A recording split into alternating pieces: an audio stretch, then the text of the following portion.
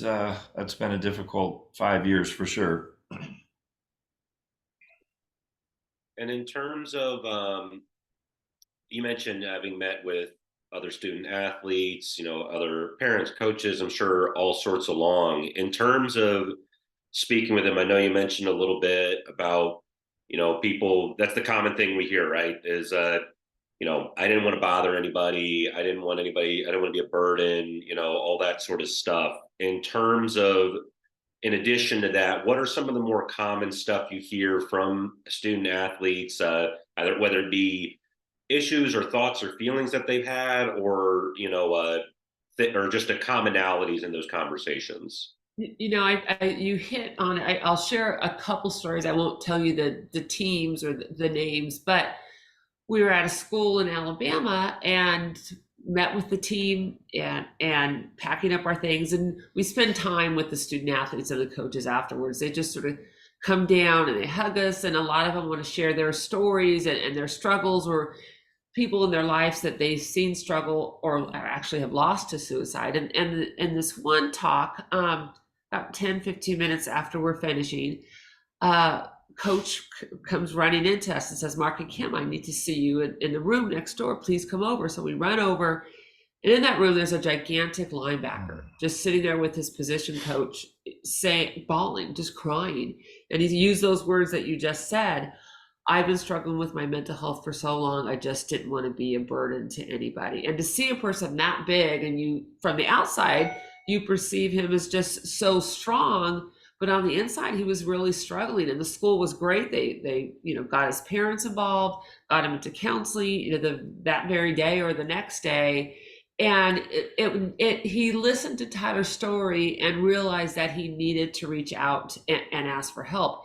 And so we hear those common stories over and over again. I don't want to appear weak. I'm taught to be strong. I can grind through anything. I'm an athlete. That's what we do. We grind. But as Mark said earlier, you can't grind through cancer. You have to go see an oncologist. You can't. I lost my dad to cancer, my mom to ALS, and we got them the best doctors that we could, and sadly we lost them. And so we share that commonality, as far as a physical disease and a mental disease. They have to be treated the same. You have to take care of them the same as you would a physical, disease or illness. And I think just that worry of appearing weak, that worry of my coach, my teammates, they're not going to view me as a leader anymore. Maybe they won't be able to trust me anymore. I can tell you, we were with another team, and this was on the West Coast, and in the middle of our Tyler talk, a player breaks down. And it was beautiful to see, hard too, because it just pulls at your heart. But he was crying and he was struggling as he was listening to Tyler's story. We always have a mental health professional in our Tyler talks just for those reasons. And we've done over 200, probably only maybe a half a dozen times there's been someone that's needed help right then and there. Someone after the talk, a counselor will be there and can see that they are struggling, they're crying, makes an appointment with them. But in this particular instance, we stopped the talk. The players went over and hugged on him. The head coach went over and hugged on this player. And, our mental health professional took him out, and they sat and they talked. But it's, I think the reason really why we shared Tyler's story is that some of these players, they see themselves in Tyler. Their end, I'm not saying that their end will be like Tyler's end. We don't want it to be that way.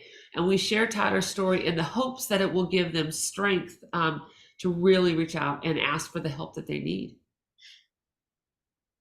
Absolutely.